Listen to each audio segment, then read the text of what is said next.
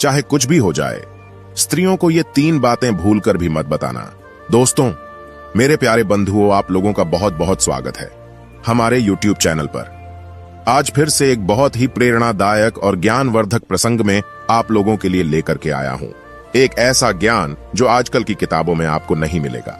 ऐसा ज्ञान जो हजारों साल पहले ऋषि मुनियों ने सैकड़ों सालों तक कठोर तप करके अकेले में एकांत में रहकर उन्होंने जो ज्ञान अर्जित किया था, जन कल्याण हेतु, मनुष्य कल्याण हेतु, उन्होंने वह ज्ञान हमें बताया था, किताबों पर लिख दिया था। और वो अनमोल ज्ञान हमें आज कहीं मिलता नहीं, कोई हमें बताता नहीं, जो हमारी जिंदगी को संवार दें, जो हमें दुख तकलीफों से बचा दें। वैसे ही अनमोल ज्ञान में आप लोगों के लिए ढूंढ करके लाया हूं।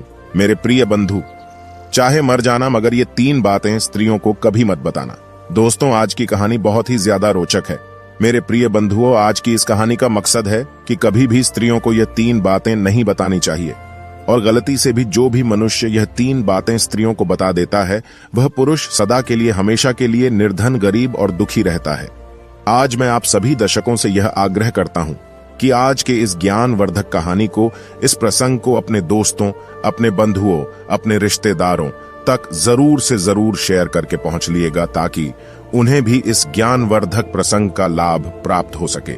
और मेरे प्रिय मित्रों, अगर आप पहली बार इस चैनल पर आए हैं तो इस चैनल को जरूर से जरूर सब्सक्राइब करके जाइएगा, ताकि हम जुड़ जाएं और ऐसी कहानियां आप लोगों तक पहुंचती रहे। और जाते जाते इस वीडियो को एक छोटा सा लाइक अपने तरफ से जरूर दे दीजिएगा।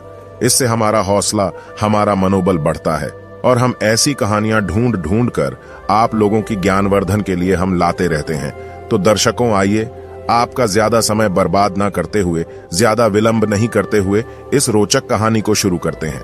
चाहे मर जाना, मगर स्त्रियों को भूल करके वे 3 बातें मत बताना। दर्शकों, प्राचीन समय की बात है। एक नगर में एक व्यक्ति रहता था जिसका नाम राम गोपाल था। राम गोपाल बहुत ही सीधा साधा था और मन से भी बहुत ही ज्यादा भोला था और बिन पापी का।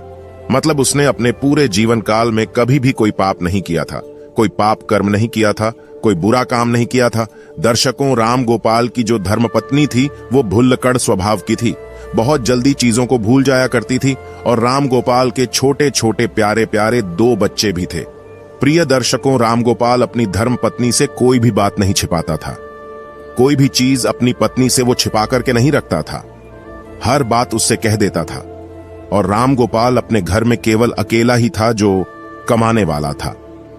प्रिय दर्शकों, जिस नगर में राम गोपाल रहा करता था, उस नगर में सबसे गरीब राम गोपाल ही था। उसके अलावा उसके जैसा उस पूरे नगर में कोई भी गरीब नहीं था। इसलिए हर कोई गरीब होने के कारण, निर्धन होने के कारण राम गोपाल का और राम गोपाल की पत्नी का मजाक बनाया करते थे। राम गोपाल अपने ही गांव में, जो उसके गांव में बड़े बड़े अमीर अमीर सेठ लोग थे, उन्हीं के यहाँ वो काम करता था।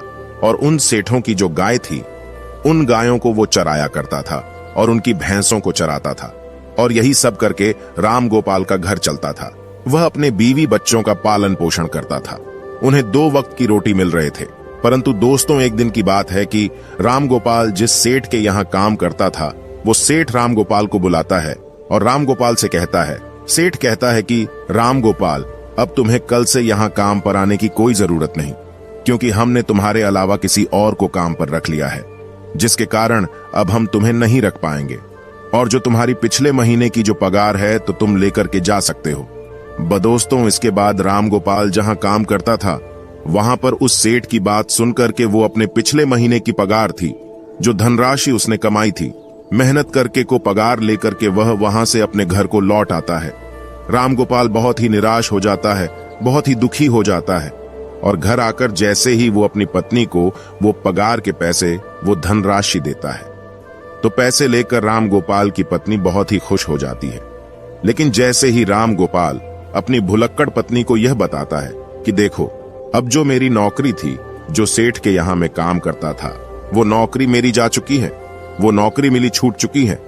अब कल के बाद मैं कल से अपने कहीं भी काम करने नहीं जाऊंगा। तो प्रदर्शकों, उसके बाद से राम गोपाल अपने घर में ही रहने लगता है, क्योंकि राम गोपाल के पास अब करने को कोई भी काम नहीं बचा था। उसके बाद देखते ही देखते बहुत वक्त निकल गया, बहुत दिन बीत गए, लेकिन राम गोपाल को कहीं पर भी कोई नया काम नहीं मिल रहा था।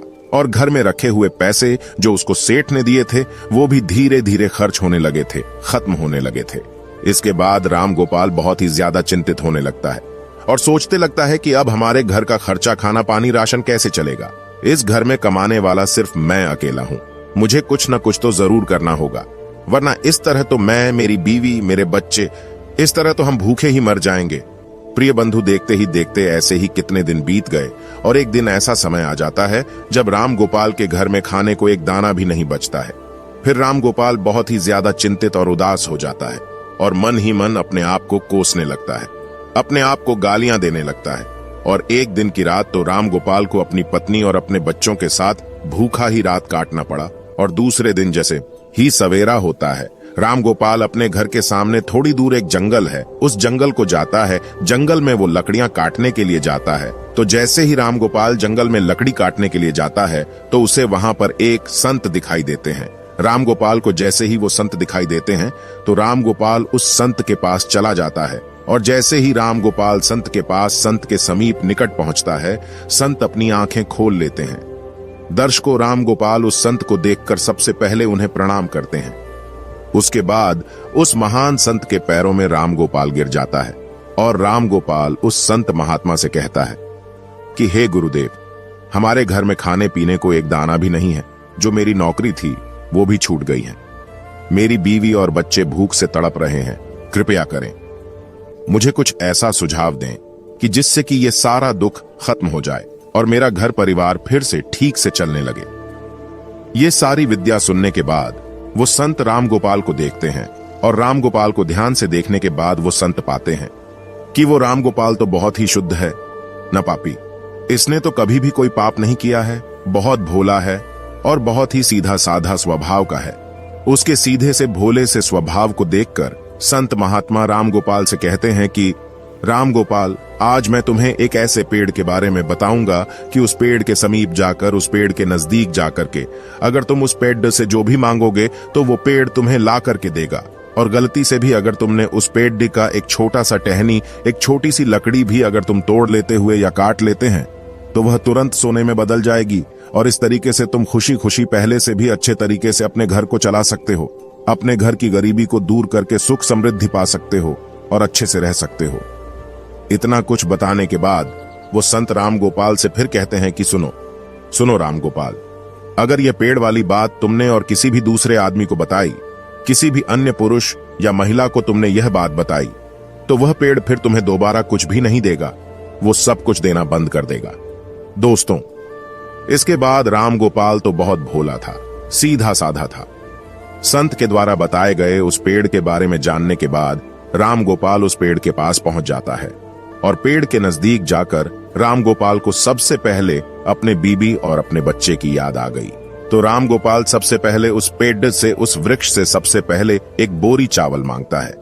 जैसे ही राम गोपाल उस वृक्ष से एक बबोरियां चावल मांगता है तो वैसे ही तुरंत उसी क्षण झट से एक बोरी चावल राम गोपाल के सामने पता नहीं कहां से प्रकट हो जाता है, आ जाता है।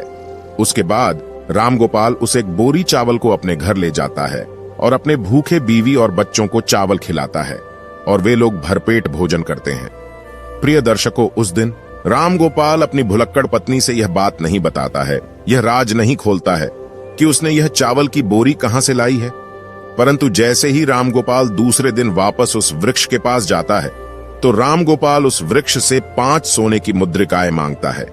और जैसे ही राम गोपाल उस वृक्ष से 5 सोने की मुद्राएं मांगता है, वह वृक्ष झट से राम गोपाल के हाथों में 5 सोने की मुद्राएं अपने आप प्रकट हो जाती हैं और राम गोपाल 5 सोने की चमचमाती सिक्के अपने हाथों में देखकर, अपने हाथों में पाकर बहुत ही ज्यादा खुश हो जाता है, बहुत ही ज्यादा प्रसन्न हो जाता है। उसकी आंखें चमकने लगती हैं और बहुत ही खुश होकर वह अपने घर की ओर जाता है। घर जाकर वो अपनी पत्नी को 5 सोने के सिक्के देता है, वो मुद्राएं देता है और सोने की मुद्राएं पाकर उसकी पत्नी, उसकी स्त्री बहुत खुश हो जाती है, बहुत प्रसन्न हो जाती है, उसके मन मयूर नाच उठता है। और प्रिय दर्शकों, उसके बाद राम गोपाल अपनी पत्नी को सारी बातें बता देता है जो बताने के लिए उस संत ने राम गोपाल को मना किया था। क्योंकि राम गोपाल की पत्नी जैसे ही राम गोपाल के हाथ में वो 5 सोने की चमचमाती मुद्राएं देखी तो वो राम गोपाल से पूछने लगी, जिद करने लगी कि बताओ ये 5 सोने की मुद्राएं तुम कहां से लेकर के आए हो, किसने तुम्हें दिया है? तो राम गोपाल तो भोला था, वह अपनी पत्नी को सारी बातें बता देता है। प्रिय दर्शकों, उसके बाद राम गोपाल अपनी पत्नी से कुछ भी नहीं छिपाता है, सब कुछ बता देता है। लेकिन राम गोपाल को इस बात का भी अच्छे से पता था कि उसकी पत्नी भुलक्कड़ स्वभाव की है। वो सारी बातें अपने पड़ोसियों में बता देती है, जो भी उसे कुछ पूछता वो उसे बता देती है। मगर वो सारी बातें भूल करके राम गोपाल उसके बावजूद भी सारी चीजें, सारी बातें अपनी पत्नी को कह देता है। दोस्तों, देखते ही देखते ऐसी दिन कटने लगते हैं, ऐसे दिन बीतने लगते हैं। राम गोपाल हर दिन उस वृक्ष के पास जाता और उस वृक्ष से 5 सोने के सिक्के, 5 सोने की मुद्राएं मांगता और वो वृक्ष उसे 5 सोने की मुद्राएं दे देता और वो सारी मुद्राएं लेकर के घर को आ जाता। फिर दोस्तों, एक दिन की बात है, राम गोपाल अंत में उस वृक्ष से एक दिन हजारों सोने के सिक्के मांगने लगता है। और जैसे ही राम गोपाल उस वृक्ष से 1000 सोने के सिक्के मांगता है तो उसी क्षण झट से एक पूरी बोरी भरकर सोने के सिक्के, सोने के 1000 सिक्कों से भरी एक बोरी उसके सामने प्रकट हो जाती है। तो फिर राम गोपाल उस एक बोरी सोने के सिक्के को अपने बैल की पीठ पर रखकर अपने घर को ले आता है। दोस्तों, उन सोने की मुद्राओं को पाकर और अश्विद्वान संत की संत का आशीर्वाद पाकर राम गोपाल देखते ही देखते बहुत धनवान हो गया, बहुत समृद्ध हो गया, बहुत सुखी हो गए। राम गोपाल के पास बहुत सारा धन हो गया और राम गोपाल जिस सेठ के यहाँ नौकरी करता था, जिससे वे राम गोपाल को नौकरी से निकाला था, उस सेठ से भी ज्यादा तरक्की राम गोपाल कर जाता है। उससे से भी ज्यादा धनवान राम गोपाल हो चुका होता है। दोस्तों, यह सब देखकर राम गोपाल के सारे गांव वाले, सारे अड़ोसी पड़ोसी एकदम दंग रह गए हैं और वह सब सारे सोचने लगे कि इतना भोला भाला यह राम गोपाल, इतना सीधा सा छोटा सा काम करने वाला यह राम गोपाल इतना धनवान कैसे हो रहा है? इसके पास इतना धन कहां से आ रहा है? उसकी सारे अगल बगल के लोग, अड़ोसी पड़ोसी गांव वाले उससे जलने भी लगे, उससे ईर्ष्या करने लगे। दशकों राम गोपाल से कोई भी जब यह प्रश्न पूछता कि तू इतनी धनवान, इतनी जल्दी, इतनी धनवान तुम कैसे हो रहे हो, तो वो राम गोपाल किसी को भी सच नहीं बताता था, क्योंकि राम गोपाल को यह बात याद थी कि उस विद्वान संत ने राम गोपाल को यह पेड़ वाली, यह वृक्ष वाली बात किसी को बताने से उन्होंने मना किया था। परंतु वह गांव वाले, वह अड़ोसी पड़ोसी भी बहुत चतुर थे। वो राम गोपाल को छोड़कर कि यह बात राम गोपाल की पत्नी से पूछने लगे। तो दोस्तों, आप लोग तो पता है कि जो राम गोपाल की पत्नी थी वो बहुत ही भुलक्कड़ स्वभाव की थी, उसके मन में कोई बात नहीं छिपती थी। तो राम गोपाल की पत्नी सारी बातें उन अड़ोसी पड़ोसियों को, गांव वालों को बता दिया करती थी कि आखिर मेरा पति कहां से यह धन लाता है। राम गोपाल की पत्नी ये सारी बातें सबको बता देती हैं और जैसे ही राम गोपाल एक दिन उस वृक्ष के पास फिर से धन लेने के लिए जाता है तो वो वृक्ष राम गोपाल को ध्यान नहीं देता है, वो वृक्ष राम गोपाल को कुछ नहीं देता है। इसके बाद राम गोपाल बहुत कोशिश करता है, बहुत बार मांगने की कोशिश करता है, लेकिन वो वृक्ष राम गोपाल को कुछ भी नहीं देता है। तो दशकों राम गोपाल फिर से अपने घर को वापस आता है और इस चीज के बारे में, इस घटना के बारे में बहुत ज्यादा नहीं सोचता है। परंतु राम गोपाल दूसरे दिन फिर उस वृक्ष के पास आता है और उस दिन राम गोपाल कई घंटों तक उस वृक्ष से मांगता ही रहता है, मगर उसे उस वृक्ष से कुछ भी प्राप्त नहीं होता है। फिर राम गोपाल बहुत ही निराश हो जाता है, बहुत निराश होकर सोचता हुआ अपने घर की ओर चलने लगता है।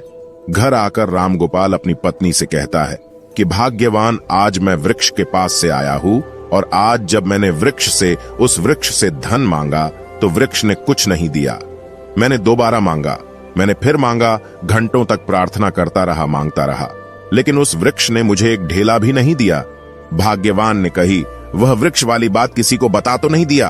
तो दोस्तों, राम गोपाल की पत्नी बुलाकर सभाओं की थी, वह अपने मन में किसी भी प्रकार का बात नहीं छिपाती थी। तो राम गोपाल की पत्नी राम गोपाल से कहती है, कहते ही पिया जी, जब मुझसे गांव वालों ने पूछा कि तुम्हारे पति के पास इतना सारा धन कहां से आ रहा है, तो मैंने सबको बता दिया। राम गोपाल अपनी पत्नी के मुंह से यह बात सुनकर राम गोपाल समझ जाता है कि हो ना हो यह सारी करतूत मेरी पत्नी ने किया। प्रिय को उसके बाद में राम गोपाल अपनी पत्नी को बहुत ही उस पर गुस्सा हो जाता है और उसे बहुत डांटता है और फिर किसी तरह दिन बीतने लगते हैं। कई दिन बीत जाते हैं। राम गोपाल के पास जो था वो सारा धन खर्च हो जाता है और देखते ही देखते राम गोपाल फिर से अमीर से गरीबी की ओर बढ़ने लगता है, राजा से रंक बनने लगता है। और मेरे प्यारे बंधुओं, देखते ही देखते कुछ ही दिनों में राम गोपाल की वही स्थिति हो जाती है। उसके वही दिन वापस आ जाते हैं कि राम गोपाल के घर में खाने को एक दाना नहीं बचता है। तो दर्शकों, फिर से जब एक रात राम गोपाल, उसकी पत्नी और उसके बच्चे भूखे सोते हैं तो राम गोपाल अपनी पत्नी को कोसने लगता है, उस पर गुस्सा करता है और उससे कहता है कि हे भुलक्कड़, ये सारी तुम्हारी करतूतें हैं, ये सब कुछ तुम्हारे कारण हो रहा है।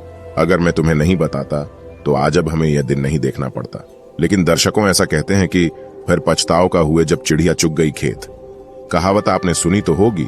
तो इस प्रकार राम गोपाल अपनी पत्नी से कहता है कि लेकिन तब तक बहुत देर हो चुकी होती है। दर्शकों, फिर एक दिन राम गोपाल उसी संत को ढूंढने के लिए वापस जंगल की ओर जाता है, परंतु बहुत खोजने पर भी, बहुत ढूंढने पर भी राम गोपाल को वो संत, वह साधु दोबारा नहीं नजर आते हैं। राम गोपाल संत को ढूंढते ढूंढते कई घंटे बिता देता है और बहुत मेहनत के बाद, बहुत घंटों ढूंढने के बाद राम गोपाल को वो साधु संत फिर से जंगल में दिख जाते हैं। संत को देखते ही राम गोपाल झट से उनके करीब जाता है और उनके चरणों में गिर करके रोने लगता है, बिलखने लगता है, गिड़गिड़ाने लगता है और कहता है कि हे पितामह, हे गुरुदेव, आखिरी मुझसे ऐसी क्या भूल हो गई जिसकी वजह से आप मुझसे नाराज हो गए हों, आप मुझसे रूठ गए हों। आप ही मेरे तो मेरे दाता हो, आप ही तो मेरे विधाता हैं। हे विधाता, आप मेरी भूल को माफ करें। जो भी गलती मुझसे हुई है मुझे क्षमा करें, क्योंकि गुरुदेव, मेरी एक भूल के कारण आज मेरे बच्चे फिर से भूखे सो रहे हैं। उनकी क्या गलती है? मेरी संतान भूखी सो रही है, इसलिए हे पितामह, हे गुरुदेव, आप मेरी सहायता करें, आप मेरी नैया पार करें। प्रिय दर्शकों, उसके बाद में वह विद्वान साधु राम गोपाल की ओर देखता है और राम गोपाल से कहता है कि राम गोपाल, अगर इतनी तुम विनती कर रहे हो, ऐसी बात है तो मैं तुम्हें क्षमा करता हूं, मैं तुम्हें माफ करता हूं। लेकिन मेरी बात ध्यान से सुनो। आज मैं तुम्हें एक बात बताने जा रहा हूं और मेरी बात यह है कि कभी भी जीवन में ये 3 बातें हर पुरुषों को भूल करके भी अपनी पत्नियों से, अपनी स्त्रियों से नहीं बतानी चाहिए। जो पुरुष, जो मनुष्य अपनी पत्नी को या 3 बातें बता देता है, वह पुरुष अपने जीवन में हमेशा दुखी रहता है, चिंतित रहता है और सदा के लिए जीवन में गरीब रहता है। दर्शकों, उसके बाद में संत कहते हैं कि राम गोपाल, अगर इन 3 बातों को तुम आज से ही अपने जीवन में उतार लोगे, इन 3 बातों को तुम आज से ही अमल करने लगोगे, तो तुम फिर से अमीर हो जाओगे। तुम्हारी गरीबी, तुम्हारा यह दुख चला जाएगा और ठीक से तुम्हारे पास ठीक उसी तरह धन आने लगेगा जिस प्रकार तुम्हारे पास पहले था। तो प्रिय दर्शकों, वो संत राम गोपाल को पहली बात बताने लगते हैं और कहते हैं, पहला नंबर कि कभी भी किसी भी पुरुष को, किसी भी मनुष्य को अपनी पत्नी को कमाई का जरिया, अपनी आय का स्रोत नहीं बताना चाहिए, छिपाकर रखना चाहिए। क्योंकि अगर आप एक स्त्री को, चाहे वह आपकी पत्नी क्यों ना हो, अपनी कमाई का जरिया बता देते हैं और अपनी कमाई के बारे में बता देते हैं, तो वह कमाए हुए धन पर, उस कमाई हुए उस धन को खर्च करने पर रोक लगा देती है, अर्थात उस धन को बिल्कुल भी खर्च नहीं करने देती है और साथ ही आपकी कमाई के जरिए के बारे में सबको बता देती है। अड़ोसी पड़ोसी को बता देती है, आसपास के लोगों को बता देती है और उसकी तारीफ हो, उसका नाम हो, इस चक्कर में वो पढ़कर लोगों को बता देती है और जिसमें मानहानि एक पुरुष की ही होती है। दोस्तों, जिस प्रकार से राम गोपाल की पत्नी ने उसकी कमाई का जरिया गांव वालों को बता दिया था, ठीक उसी प्रकार किसी भी पुरुष को अपनी कमाई का जरिया, अपनी कमाई के स्रोत के बारे में कभी भी अपनी स्त्री को नहीं बतानी चाहिए। दोस्तों, दूसरी बात कि कभी भी किसी भी पुरुष को अपनी कमजोरी, उसकी कमजोरी क्या है, किसी भी पुरुष को अपनी पत्नी को उसकी कमजोरी के बारे में नहीं बताना चाहिए। क्योंकि जो भी पुरुष अपनी पत्नी को अपनी कमजोरी बताता है तो वह पुरुष स्वयं को मुसीबत में डालता है, वह खुद फंस जाता है। क्योंकि आप अगर अपनी पत्नी को अपनी कमजोरी के बारे में बता देते हो तो वो आपके उस बात को पकड़ लेगी, आपकी इस कमजोरी को पकड़ लेगी और बार बार उस बात को लेकर आप पर ताने मारेगी, आपके मन को दुखी दुखी करेगी। और यह भी हो सकता है कि आपसे अपना काम बनवाने के लिए, कि आपसे अपना काम निकलवाने के लिए वह स्त्री आपकी कमजोरी का, उस कमजोरी वाली बात का नाजायज फायदा भी उठा सकती है। और अगर आप अपनी कमजोरी अपनी पत्नी को बता देते हैं तो आप जीवन में आगे चलकर उस बात को लेकर हमेशा पछताते ही रहेंगे। प्रिय बंधुओं, इसीलिए किसी भी पुरुष को अपनी कमजोरी अपनी स्त्रियों को नहीं बतानी चाहिए। प्रिय मित्रों, तीसरी बात बताते हुए साधु महाराज कहते हैं कि किसी भी पुरुष को कभी भी अपनी पत्नी को अपने जीवन में हुए अपमान के बारे में नहीं बताना चाहिए। अर्थात जो भी पुरुष, जो भी मनुष्य अपनी पत्नी को, अपनी स्त्री को अपने जीवन में हुए, कभी किसी समय हुए अपमान के बारे में बताता है तो वह पत्नी को स्त्री फिर हर बात पर, छोटी छोटी बातों पर भी, छोटे मोटे झगड़ों पर भी आपकी उस अपमान के बारे में बोल करके, उसका हवाला देकर आपको परेशान करेगी, आपको अपमानित करेगी, आपको मजबूर कर देगी, बार बार उस अपमान वाली बात का जिक्र करके। क्योंकि मेरे प्यारे मित्रों, स्त्रियां धर्म और कर्म से बंधी होती हैं। खैर, इन सब के अपने अपने मन में अपनी अपनी आकांक्षाएं, परीक्षाएं छुपी रहती हैं और आमतौर पर यह अपने मन की बातों को लोगों को नहीं बताती हैं। लेकिन यह स्त्रियां दूसरों की बातों को सुनकर उस बात को दूसरों के पास जरूर पहुंचा देती है।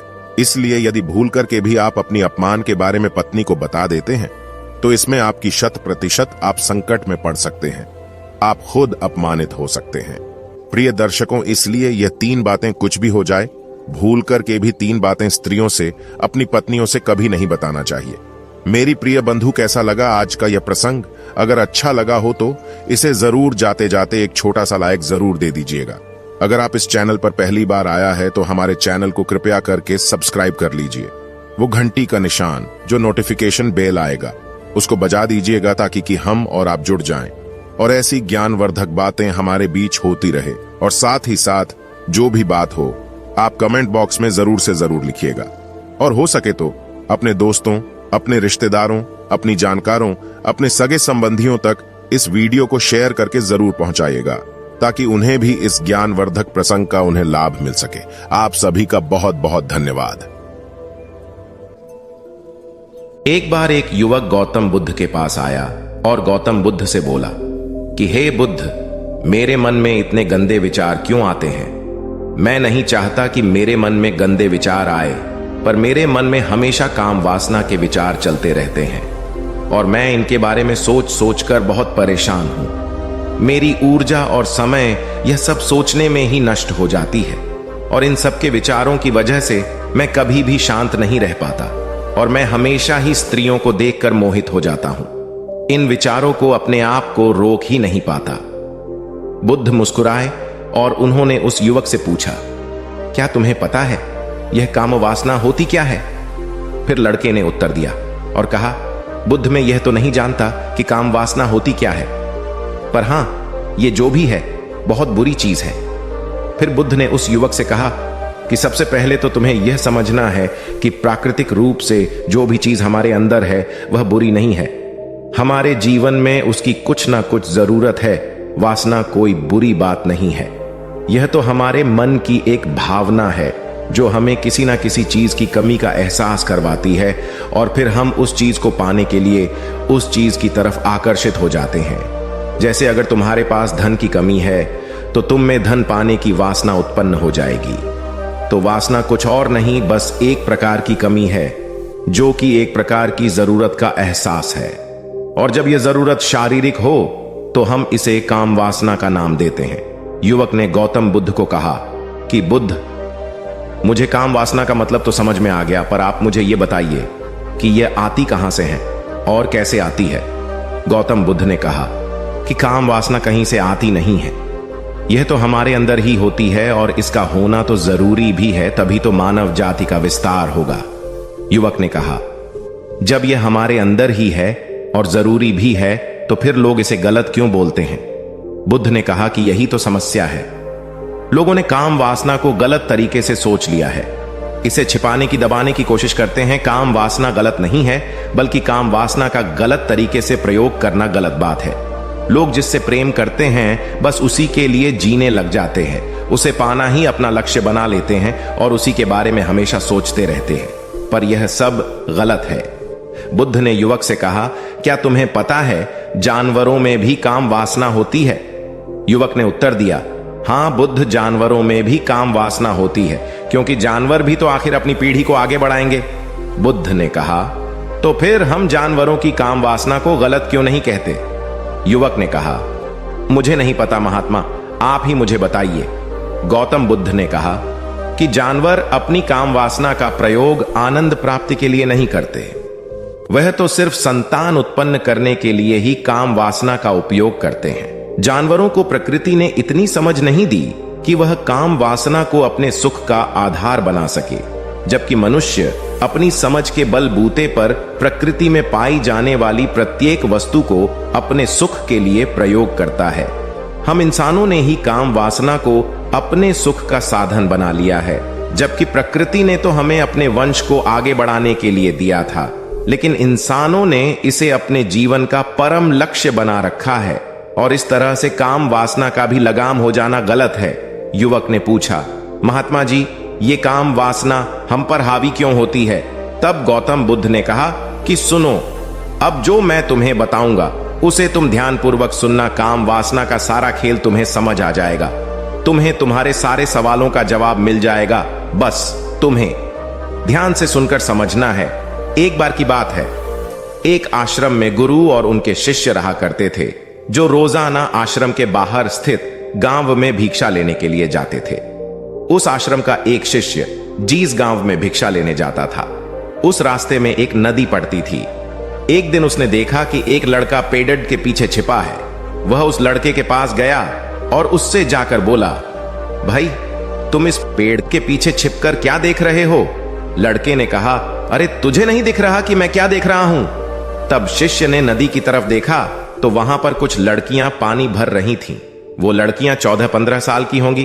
तब उसने उस लड़के से कहा, अरे भाई, वहां पर तो लड़कियां पानी भर रही है, इसमें छिप कर देखने वाली क्या बात है? तब वो लड़का शिष्य की तरफ देखकर उससे कहता है, अरे पागल, तुम्हें दिखाई नहीं दे रहा कि कैसे यह परियां नदी से पानी निकाल रही है? जरा उनकी अदाओं को तो देखो, उनके कोमल शरीर को देखो, उनकी पतली कमर को देखो, और उनके बाल उनकी कमर पर कैसे लहरा रहे हैं, मानो सुंदरता बिखरी पड़ी हो। शिष्य ने फिर नदी की तरफ देखा और इस बार वह इससे देखता ही चला गया। उसे किसी भी बात का कोई डर नहीं था, लेकिन अब वो छिपने लगा और उन लड़कियों को देखने लगा। और जब वो छिपकर उन लड़कियों को देख रहा था, तभी वह अचानक अंदर से कांप गया और उसने कहा कि यह मैं क्या कर रहा हूं? मैं जो कर रहा हूं वह सही नहीं है, मुझे यहां से चले जाना चाहिए। और फिर वह जल्दी से वहां से चला गया। वो आश्रम पहुंच जाता है। आश्रम जाकर वो अपने कार्यों में लग गया, लेकिन जो अब भी वह देख कर आया था, वहीं उसकी आंखों के सामने बार बार आ रहा था। उसके मन में वही दृश्य चल रहा था। उसके मन में वही सब कुछ देखने के लिए लड़ाई हो रही थी। उसका किसी भी काम में मन नहीं लग रहा था। सुबह होते ही वह रोज जल्दी ही भिक्षा के लिए आश्रम से निकल जाता और उस नदी के पास वाले पेड़ के पास जाता, और जहां पर वह लड़का पहले से मौजूद रहता था, उस लड़के के साथ मिलकर लड़कियों को छुप छुप कर देखता था। अब वह रोज ऐसा करने लग गया। यह उसके रोज का काम हो गया। अब उस शिष्य का मन किसी भी काम में नहीं लगता था। वो हमेशा ही किसी ना किसी प्रकार के विचार में उलझा रहता। वो आश्रम के कार्यों को भी ठीक ढंग से नहीं कर रहा था। न वो ठीक से सो पाता था और न वो ठीक से खाना खा पाता था। उसका मन बेचैन सा रहता था। उसका मन बार बार उन लड़कियों के सौंदर्य को देखने के लिए तरसता था। जब गुरु शिक्षा देते तब भी उसका मन कहीं और विचारों में खोया रहता था। गुरु ने अपने शिष्य की इन हरकतों को जान लिया था। तब एक दिन गुरु ने शिष्य को अपने पास बुलाया और कहा कि आज से मैं भी तुम्हारे साथ भिक्षा मांगने चलूंगा। तुम और मैं साथ साथ भिक्षा मांगने चलेंगे। तभी शिष्य गुरु को मना करते हुए बोला, नहीं गुरुदेव, आप परेशान क्यों हो रहे हो? मैं अकेला ही ठीक से भिक्षा मांग सकता हूं। गुरु ने शिष्य से कहा कि ठीक है, तुम अकेले ही भिक्षा मांगने जाओ। शिष्य तुरंत वहां से भिक्षा मांगने के लिए निकल गया। उसके जाने के बाद गुरु भी आश्रम से निकल गए और शिष्य का पीछा करने लगे कि वो कहा जाता है, किससे मिलता है। यह सब देखने के लिए उसके पीछे पीछे चलने लगे। थोड़ी दूर जाने के बाद गुरु ने देखा कि उनका शिष्य एक लड़के के साथ एक पेड़ के पीछे अपराधी की तरह छिपा हुआ है और छिपकर कुछ देख रहा था। गुरु भी अपने शिष्य के पीछे जाकर खड़े हो गए कि आखिर उनका शिष्य क्या देख रहा है, जिसे देखने के लिए वो पेड़ के पीछे अपराधियों की तरह छिपा पड़ा है। गुरु ने देखा कि उनका शिष्य पेड़ के पीछे छुपकर लड़कियों को देख रहा था, जो कि नदी से पानी भर रही थी। तभी गुरु ने शिष्य को कहा कि तुम क्या देख रहे हो? अपने गुरु की आवाज सुनकर वह शिष्य घबरा गया और उसके पसीने छूटने लगे। वह थर थर कांपने लगा, जैसे किसी चोर को चोरी करते समय रंगे हाथों पकड़ लिया हो। उसकी हालत खराब हो गई। वो कुछ भी नहीं बोल रहा था। उसके मुंह से कुछ टूटे फूटे शब्द भी बाहर निकल रहे थे। वो अपने गुरु से नजर भी नहीं मिला पा रहा था। गुरु ने शिष्य की तरफ देखा और कहा कि मेरा शिष्य तो निडर था, उसे तो किसी भी चीज का डर नहीं था, लेकिन यह क्या तुम तो डर के मारे कांप रहे हो। शिष्य ने गुरु से कहा कि मुझे माफ कर दो गुरुदेव, मेरा इसमें कोई दोष नहीं है। उस लड़के ने मुझे बहका दिया था, लेकिन आपसे मैं वादा करता हूं कि आज के बाद मैं ऐसा कभी दोबारा नहीं करूंगा। मुझे माफ कर दो गुरुदेव। गुरु ने शिष्य से कहा कि कोई बात नहीं, पर इस बात का तुम ध्यान रखना कि हम जैसी संगति करते हैं वैसा ही फल हमें प्राप्त होता है। उसके विचार हमारे अंदर प्रवेश करते हैं, इसीलिए अच्छी संगति करो जिससे तुम्हारे अंदर अच्छे विचारों का प्रवेश हो।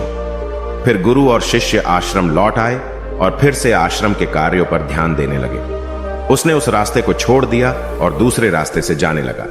वो अपने काम को ध्यान से करता, लेकिन धीरे धीरे उसके अंदर क्रोध उत्पन्न हो गया और फिर वो दूसरों पर क्रोध करने लगा और बेचैन रहने लग गया। अब वो सही समय पर भोजन भी नहीं करता था, वो भोजन भी बहुत कम खाता था। एक रात गुरु शिष्य के पास आए और उसे बोले कि अब तक तुमने कितनी बार अपना वादा तोड़ दिया। यह सुनकर शिष्य अपने गुरु के चरणों में गिर गया और रोने लगा। रोते रोते ही उसने गुरु से कहा कि गुरुदेव, मैं कई बार अपना वादा तोड़ चुका हूं, फिर वादा कर लेता हूं, लेकिन हर बार मैं वादा तोड़ देता हूं। मेरा मन मेरे नियंत्रण में है ही नहीं। मैं बहुत कोशिश करता हूं कि मैं अपने मन से सारे बुरे विचारों को निकाल डालूं, लेकिन मैं चाहकर भी ऐसा नहीं कर पा रहा हूं। फिर गुरु ने शिष्य को कहा कि चलो मेरे साथ। गुरु शिष्य को आश्रम के बगीचे में लेकर गए और शिष्य से कहा कि देखो, यहां पर कुछ नालियां बनी हुई है जिससे नदी का पानी इन पौधों तक आ रहा है और यह पानी एक निरंतर भाव से बह रहा है। क्या तुम इस पानी के बहाव को रोक सकते हो? शिष्य ने कहा कि हां गुरुदेव, मैं इस बहाव को रोक सकता हूं। फिर शिष्य ने मिट्टी उठाकर उस नाली में डाल दी। वो पानी थोड़ी देर के लिए रुक गया और फिर थोड़ी देर बाद उस मिट्टी के ऊपर से पानी बह गया। गुरु ने शिष्य से कहा, अरे ये क्या, ये तो पानी रुका ही नहीं। फिर शिष्य ने कुछ कंकड़ पत्थर उठाकर उस नाली में डाल दिए और फिर थोड़ी देर के लिए पानी रुक गया, लेकिन फिर थोड़ी देर बाद ही उन कंकड़ पत्थर के ऊपर से पानी निकल आया। फिर गुरु ने कहा कि यह क्या हुआ, पानी तो फिर से बह गया। तुम तो बोल रहे थे कि तुम इसे रोक दोगे। क्या हम किसी काम को रोकना चाहे तो क्या हम उसे रोक नहीं सकते? तब शिष्य ने कहा, कोई बात नहीं गुरुदेव, मैं इस पानी को तो आपको रोक के दिखाऊंगा। वह फिर से एक बड़ा सा पत्थर लेकर आया और उसे नाली पर डाल दिया और पानी रुक गया। तब गुरु से कहा कि देखा गुरुदेव, मैंने कहा था ना कि पानी को मैं रोक दूंगा। मैंने पानी को रोक दिखाया, आपकी बात मैंने पूरी कर दी। गुरु मुस्कुराए और बोले, अच्छा जरा ध्यान से देखो, पानी रुक गया। क्या वो तो पीछे की नाली तोड़कर बाहर आ गया और अगल बगल से बह रहा है? और ध्यान से देखो, इस पत्थर को आगे भी आ गया और ये पानी अपना रास्ता बदलकर फिर से आगे की तरफ बह जाएगा। और फिर थोड़ी देर बाद ऐसा ही हुआ। फिर गुरु ने शिष्य को समझाया कि तुम्हारे साथ भी तो ऐसा ही चल रहा है। तुम बार बार प्रयास कर रहे हो, बड़े से बड़ा प्रयास कर रहे हो, पर हर बार तुम्हारा प्रयास टूट रहा है और यह हमेशा टूटता ही रहेगा। तुम कितना भी बड़ा पत्थर रख लो, लेकिन पानी तो अपना रास्ता बना ही लेगा। यह सब देखकर गुरु से कहा कि हे गुरुदेव, क्या कोई तरीका नहीं है जिससे मैं गंदे विचारों से बाहर निकल सकूं और यह मेरे मन में आए ही नहीं? गुरु शिष्य को एक नदी के पास ले गए जहां से उस बगीचे में पानी आ रहा था। गुरु ने शिष्य से कहा, वो पानी इसी नदी से जा रहा है। अगर हम यहीं से उस रास्ते को बंद कर दें जहां से पानी बगीचे में जा रहा है, अब क्या हम पानी को रोक नहीं सकते? शिष्य ने कहा कि हां गुरुदेव, अवश्य ऐसा हो सकता है।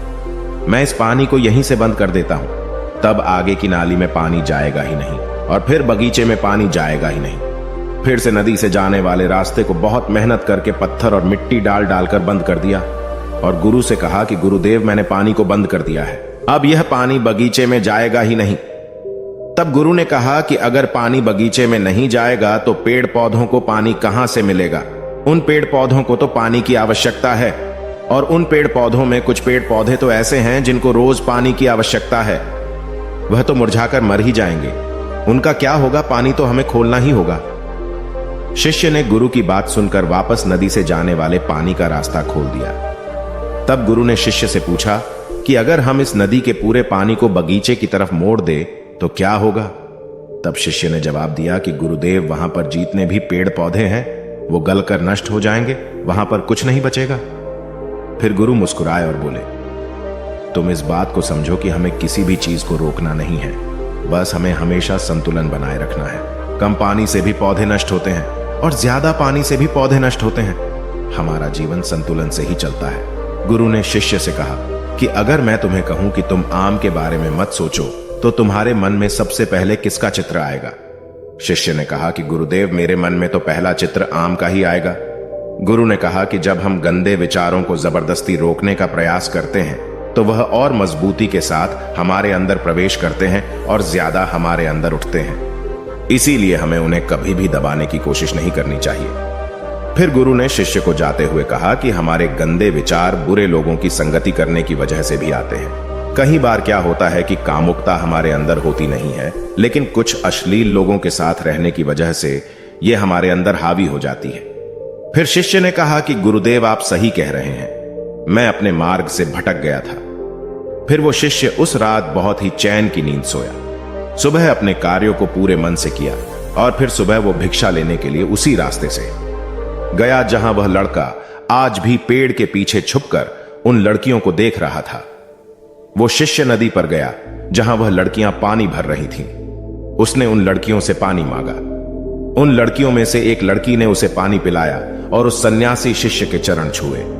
शिष्य ने उसे आशीर्वाद दिया कि तुम्हारा कल्याण हो। उसका मन सकारात्मक ऊर्जा से भर गया। उसके चेहरे पर मुस्कान आ गई थी, जैसे कि उसे कुछ खोया हुआ वापस मिल गया हो। वह वापस अपने रास्ते से जाने लगा। तभी पीछे से वह लड़का आ गया जो पेड़ के पीछे छुपा हुआ था। वह शिष्य के पास आया और बोला कि क्या बात है, आज तो तुमने नजदीक से दर्शन कर लिए, तुम तो मुझसे भी आगे निकले। तब शिष्य ने कहा कि हम हमेशा दूसरे के दर्शन करने में ही व्यस्त रहते हैं, अपने दर्शन कर ही नहीं पाते। तुम कब तक इस पेड़ के पीछे छुपते रहोगे? किसी को पसंद करते हो तो उससे बोल दो, अगर वो भी तुम्हें पसंद करती है, और शादी कर लो। पर उससे पहले तुम कुछ बन जाओ तथा अपने आप को पहचान लो। ऐसे अपना समय बर्बाद मत करो। फिर वह लड़का रोज उससे मिलने लगा और उस लड़के ने नदी पर जाना छोड़ दिया। और फिर वो लड़का अपने जीवन में कुछ बनने के लिए संघर्ष करने लगा। तो तुमने देखा संगति का असर क्या होता है। अपनी संगति बदलो, अपने विचार बदलो। बुद्ध ने युवक से पूछा कि क्या तुम्हें तुम्हारे सारे सवालों का जवाब मिल गया? तब युवक ने कहा कि हां महात्मा जी, आपका बहुत बहुत धन्यवाद। तब गौतम बुद्ध ने युवक से कहा कि जब तुम्हारे मन में गंदे विचार आए तब आप अपने आप को दोषी मत मानो। यह शरीर है और यह सब इसमें हजारों वर्षों से सीखा है। यह केवल तुम्हारे सोच लेने से, शपथ लेने से यह टूटने वाला नहीं है, लेकिन तुम्हारे पास वो शक्ति है और वो ऊर्जा है जिसका तुम्हें संतुलन बनाए रखने के लिए उपयोग करना है। तुम एक जीवित ऊर्जा हो जो कुछ भी अनुभव करने के लिए स्वतंत्र हो, जो कुछ निर्माण करने के लिए स्वतंत्र हैं। इसीलिए तुम अपने आप को पहचानो। दोस्तों, आपको यह कहानी कैसी लगी हमें कमेंट करके जरूर बताना, और ऐसी ही और कहानियों के लिए सब्सक्राइब का बटन जरूर से दबा देना। महात्मा बुद्धा कहते हैं, मन के जीते जीत है और मन के हारे हार। इंसान का सबसे बड़ा शत्रु उसका मन है। अगर वह चाहे तो उसे बर्बाद कर दे, अगर वह चाहे तो उसे आबाद कर दे। नमस्कार दोस्तों, स्वागत है आपका हमारे इस YouTube चैनल में। आज की कहानी में हम जानेंगे कि मन में उठ रहे गंदे विचारों को कैसे खत्म करें। दोस्तों, हमारे मन में गंदे विचार क्यों आते हैं? हम नहीं चाहते, लेकिन फिर भी हमारे मन में गंदे विचार आते रहते हैं। लेकिन मन हमारा सबसे बड़ा दोस्त और मन ही सबसे बड़ा दुश्मन क्यों है? जब हम अपने मन की बात मानते हैं तो हमारा मन ही हमारा नेतृत्व करता है, और जब हम मन को संतुलित कर लेते हैं तो हम अपने जीवन में हर चीज का ध्यान रखते हैं। हम अपने मन में आने वाले गंदे विचारों को रोकने की कोशिश करते हैं, लेकिन जितना अधिक हम रोकते हैं उतना ही ये विचार हमारे अंदर प्रवेश करते हैं। जितना अधिक आप किसी चीज से दूर भागते हैं, वह चीज आपको अपने पास ले जाएगी। इसलिए उस चीज से दूर मत भागिए, उस पर संतुलन बनाए रखिए। एक बार एक व्यक्ति गौतम बुद्ध के पास आया और गौतम बुद्ध से बोला कि हे बुद्ध, मेरे मन में इतने गंदे विचार क्यों आते हैं? मैं नहीं चाहता कि मेरे मन में गंदे विचार आए, पर मेरे मन में हमेशा काम वासना के विचार चलते रहते हैं और मैं इनके बारे में सोच सोच कर बहुत परेशान रहता हूँ। मेरी ऊर्जा और समय यह सब सोचने में ही नष्ट हो जाता है, और इन सब के विचारों की वजह से मैं कभी भी शांत नहीं रह पाता हूँ, और मैं हमेशा ही स्त्रियों को देखकर मोहित हो जाता हूँ, अपने आप को रोक ही नहीं पाता हूँ। बुद्ध मुस्कुराए और उन्होंने उस व्यक्ति से पूछा, क्या तुम्हें पता है यह काम वासना होती क्या है? फिर उस व्यक्ति ने उत्तर दिया और कहा, बुद्ध, मैं यह तो नहीं जानता कि काम वासना होती क्या है, पर हाँ, ये जो भी है बहुत बुरी चीज है। फिर बुद्ध ने उस व्यक्ति से कहा कि सबसे पहले तो तुम्हें यह समझना है कि प्राकृतिक रूप से जो भी चीज हमारे अंदर है वह बुरी नहीं है। हमारे जीवन में उसकी कुछ ना कुछ जरूरत है। वासना कोई बुरी बात नहीं है। यह तो हमारे मन की एक भावना है जो हमें किसी न किसी चीज की कमी का एहसास करवाती है, और फिर हम उस चीज को पाने के लिए उस चीज की तरफ आकर्षित हो जाते हैं। जैसे अगर तुम्हारे पास धन की कमी है तो तुम्हें धन पाने की वासना उत्पन्न हो जाएगी। तो वासना कुछ और नहीं, बस एक प्रकार की कमी है, जो कि एक प्रकार की जरूरत का एहसास है। और जब ये जरूरत शारीरिक हो तो हम इसे काम वासना कह देते हैं। उस व्यक्ति ने गौतम बुद्ध को कहा कि बुद्ध, मुझे काम वासना का मतलब तो समझ में आ गया, पर आप मुझे ये बताइए कि यह आती कहां से है और कैसे आती है। गौतम बुद्ध ने कहा कि काम वासना कहीं से आती नहीं है, ये तो हमारे अंदर ही होती है और इसका होना तो जरूरी भी है, तभी तो मानव जाति का विस्तार होगा। उस व्यक्ति ने कहा, जब यह हमारे अंदर ही है और जरूरी भी है तो फिर लोग इसे गलत क्यों बोलते हैं। बुद्ध ने कहा कि यही तो समस्या है, लोगों ने काम वासना को गलत तरीके से सोच लिया है, इसे छिपाने की और दबाने की कोशिश करते हैं। काम वासना गलत नहीं है, बल्कि काम वासना का गलत तरीके से प्रयोग करना गलत बात है। लोग जिससे प्रेम करते हैं बस उसी के लिए जीने लग जाते हैं, उसे पाना ही अपना लक्ष्य बना लेते हैं और उसी के बारे में हमेशा सोचते रहते हैं, पर यह सब गलत है। बुद्ध ने उस व्यक्ति से कहा, क्या तुम्हें पता है जानवरों में भी काम वासना होती है? उस व्यक्ति ने उत्तर दिया, हाँ बुद्ध, जानवरों में भी काम वासना होती है, क्योंकि जानवर भी तो आखिर अपनी पीढ़ी को आगे बढ़ाएंगे। बुद्ध ने कहा, तो फिर हम जानवरों की काम वासना को गलत क्यों नहीं कहते हैं? व्यक्ति ने कहा, मुझे नहीं पता महात्मा, आप ही मुझे बताइए। गौतम बुद्ध ने कहा कि जानवर अपनी काम वासना का प्रयोग आनंद प्राप्ति के लिए नहीं करते, वह तो सिर्फ संतान उत्पन्न करने के लिए काम वासना का उपयोग करते हैं।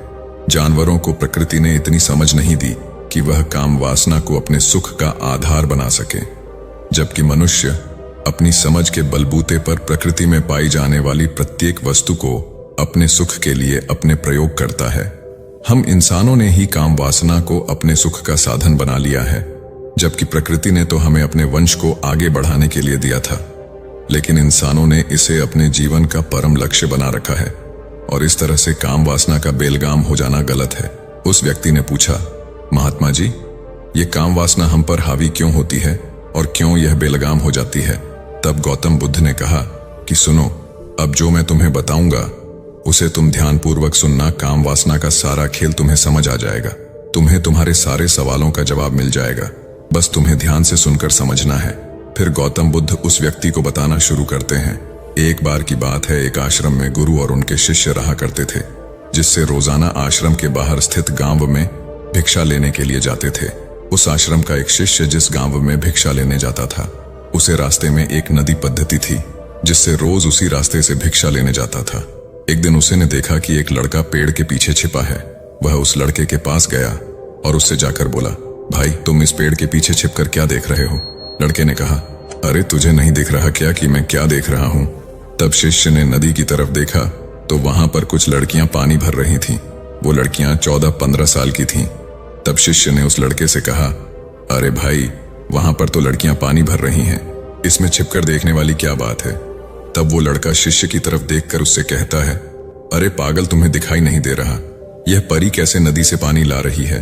जरा उनकी अदाओं को तो देखो, उनके कोमल शरीर को देखो, उनकी पतली कमर मटके को उठाते समय बल खाती है और उनके बाल उनकी कमर पर कैसे लहरा रहे हैं, मानो सुंदरता बिखरी पड़ी हो।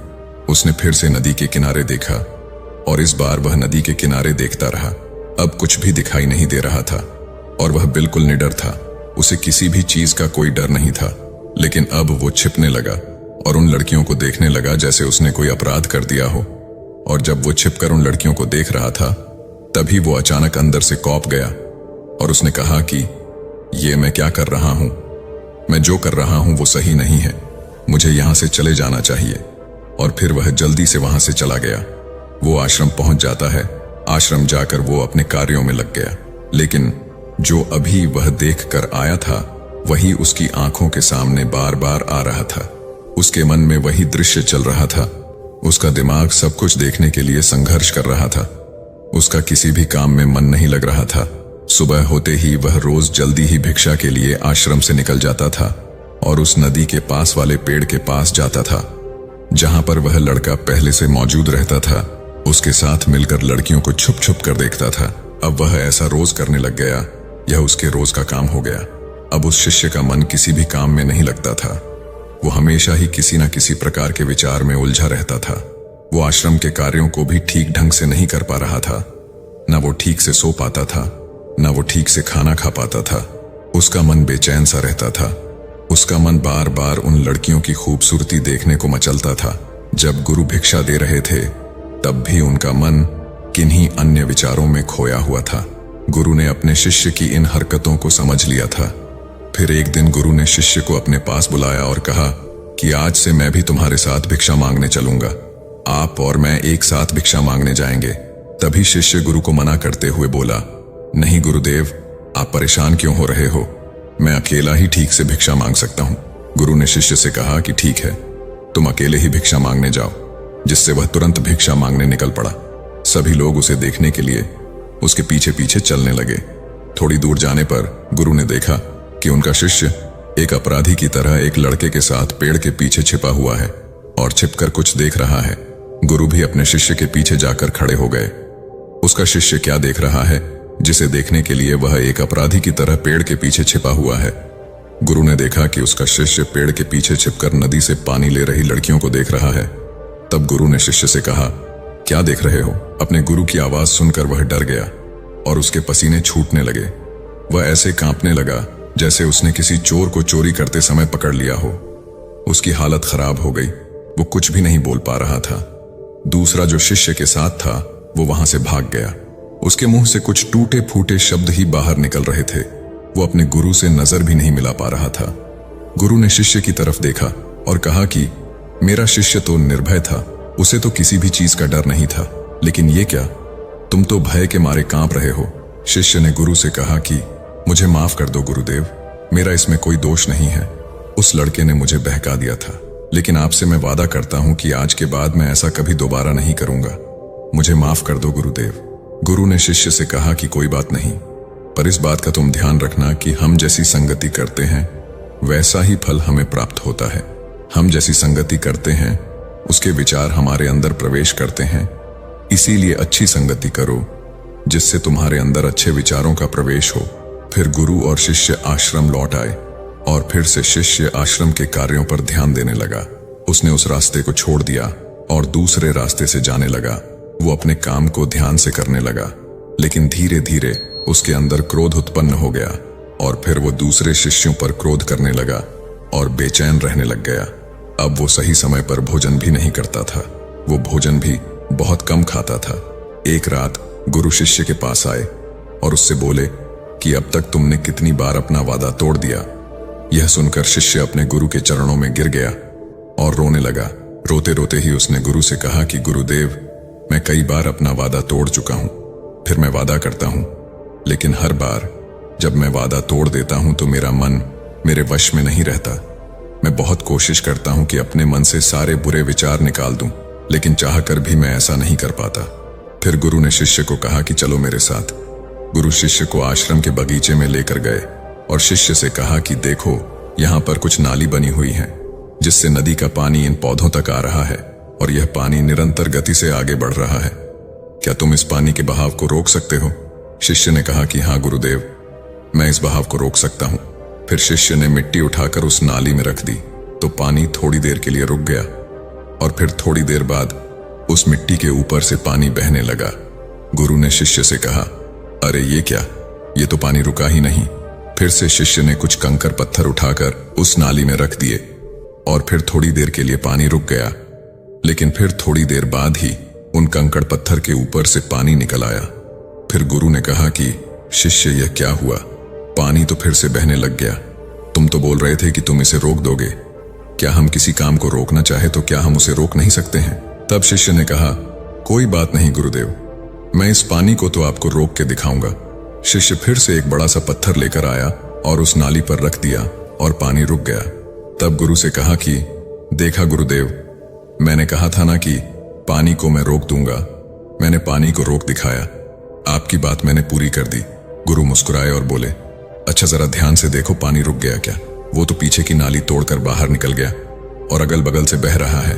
और ध्यान से देखो, इस पत्थर के आगे भी आ गया और ये पानी अपना रास्ता बदलकर फिर से आगे की तरफ जाएगा। और फिर थोड़ी देर बाद ऐसा ही हुआ। फिर गुरु ने शिष्य को समझाया कि तुम्हारे साथ भी तो ऐसा ही चल रहा है। तुम बार बार प्रयास कर रहे हो, बड़े से बड़ा प्रयास कर रहे हो, पर हर बार तुम्हारा प्रयास टूट रहा है। और यह हमेशा टूटता ही रहेगा। तुम कितना भी बड़ा पत्थर रख लो, लेकिन पानी तो अपना रास्ता बना ही लेगा। यह सब देखकर शिष्य ने गुरु से कहा कि ही गुरुदेव, क्या कोई तरीका नहीं है जिससे मैं गंदे विचारों से बाहर निकल सकूं और यह मेरे मन में आए ही ना। गुरु शिष्य को एक नदी के पास ले गए जहां से उस बगीचे में पानी जा रहा था। गुरु ने शिष्य से कहा, वो पानी इसी नदी से जा रहा है। अगर हम यहीं से उस रास्ते को बंद कर दें जहां से पानी बगीचे में जा रहा है, तब क्या हम पानी को रोक नहीं सकते? शिष्य ने कहा कि हाँ गुरुदेव, अवश्य ऐसा हो सकता है।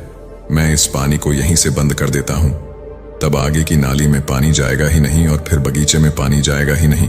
फिर शिष्य नदी से जाने वाले रास्ते को बहुत मेहनत करके पत्थर और मिट्टी डालकर बंद कर दिया और गुरु से कहा कि गुरुदेव, मैंने पानी को बंद कर दिया है, अब यह पानी बगीचे में जाएगा ही नहीं।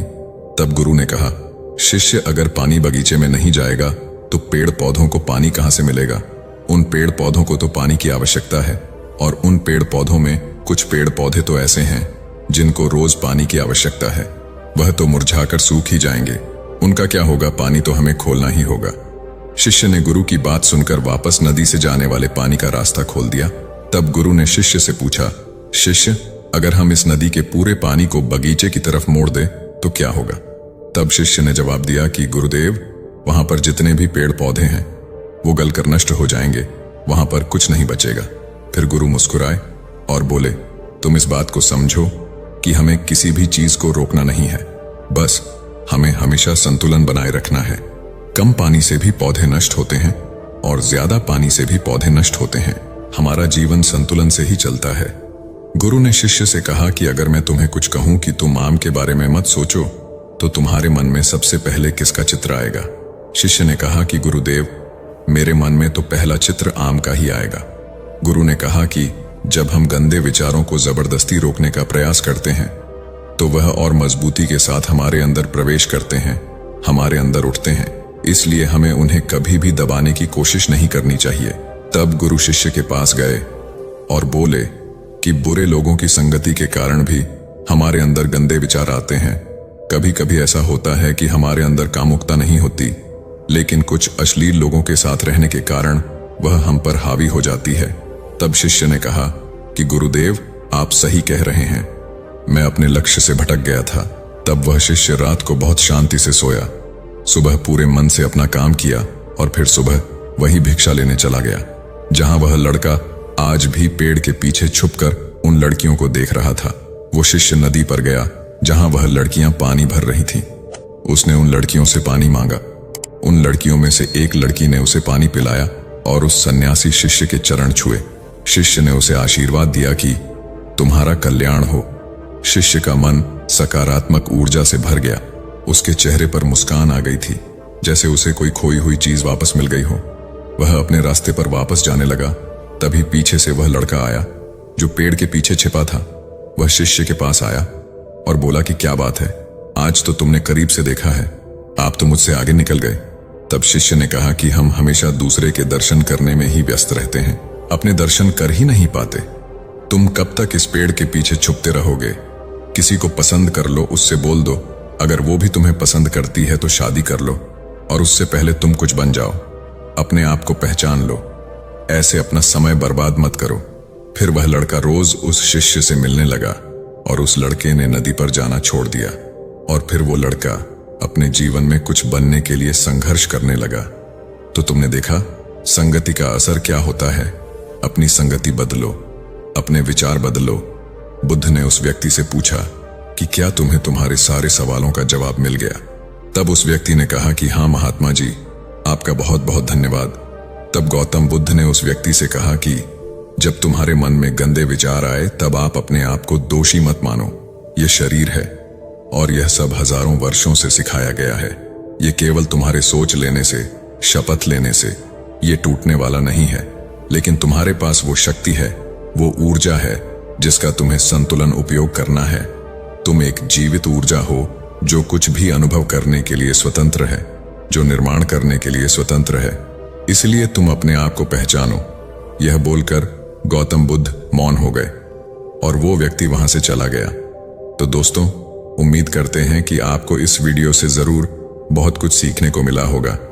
इसलिए इस वीडियो को अपने दोस्तों एवं परिवार के साथ ज्यादा से ज्यादा जरूर शेयर करें, ताकि उन्हें भी इस वीडियो से कुछ सीखने को मिल सके। और ऐसी ही ज्ञानवर्धक वीडियो देखने के लिए हमारे चैनल को सब्सक्राइब करना ना भूलें। धन्यवाद। नमो बुद्धाय।